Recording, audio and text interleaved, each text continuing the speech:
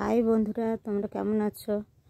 আর দেখো, আজকে আমি চলে আসলাম 3 রকম আনাজ দিয়ে বৃহস্পতিবারের দিনে ভাজি করব। কোনো কিছু না দিয়ে বলতে কোনো পেঁয়াজ রসুন না দিয়ে। তা দেখো, আমি কড়াই দিয়ে দিয়েছি সরিষার তেল, তাতে দিয়েছিলাম 3-4টে শুকনো ঝাল।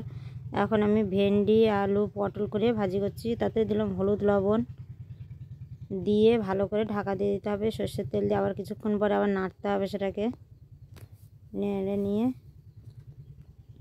এবার দেখো আমি ভাজাটা করছি। এবার খানিকক্ষণ পরে আমি একটু দেবো ঝাল গুঁড়ো, দেবো গুঁড়ো ঝাল দেবো। গুঁড়ো ঝাল দেওয়ার পরে আমি দিয়ে দেবো একটু জিরা মরিচ গুঁড়ো, আবার দিয়ে দেবো জিরা মরিচ গুঁড়ো। আর আমি আলুটা খেয়ে দেখছি যে লবণ হয়েছে কিনা, তা দেখলাম সবই ঠিক আছে। এইবার আমি নামিয়ে নিচ্ছি।